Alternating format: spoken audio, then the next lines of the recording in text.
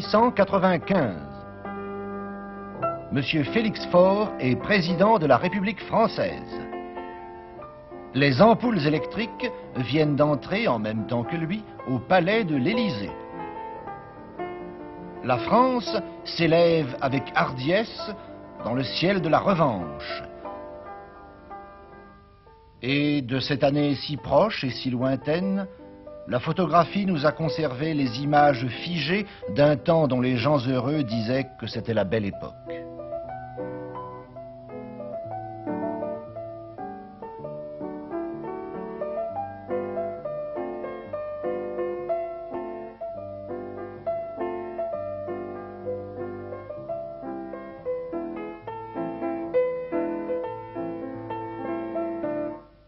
L'almanach de l'année 95 nous propose les inventions qui devaient révolutionner la vie des Français.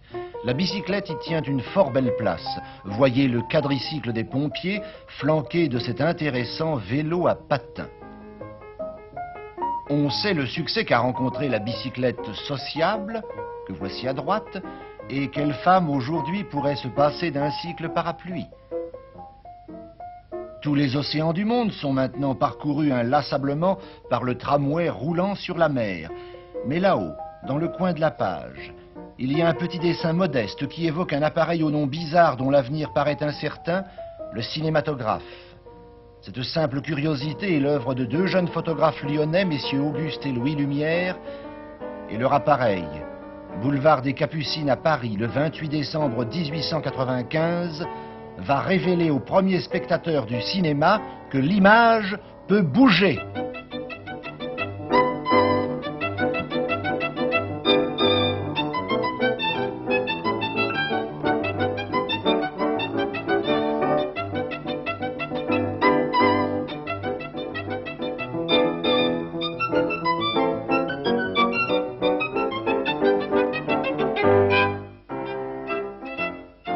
Les chasseurs d'images vont maintenant parcourir la Terre.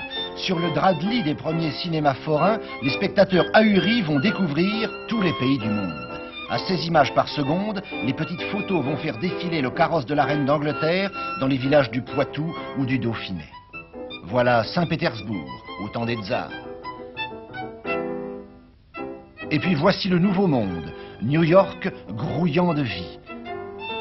Un New York où les tramways n'attendent plus que Charlot pour devenir des sujets de gag.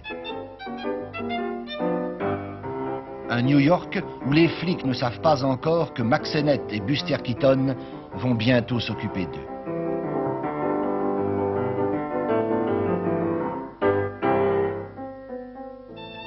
Le cinéma naissait, et avec ses reportages, avec ses documentaires, naissait aussi le premier film comique, Arroseur et Arrosé.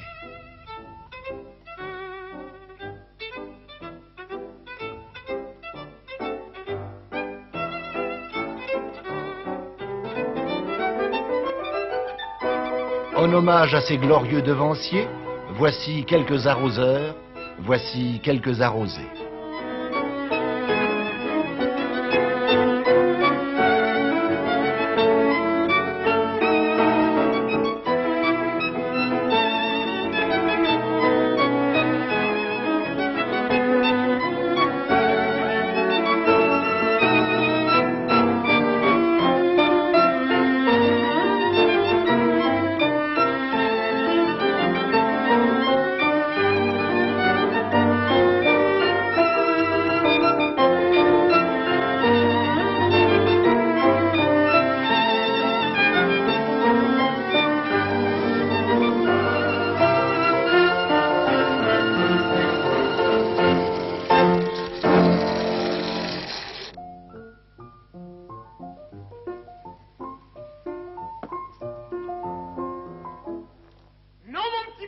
Tu ne m'auras pas, parce que moi, j'ai déjà vu l'arroseur arrosé. Ha ha!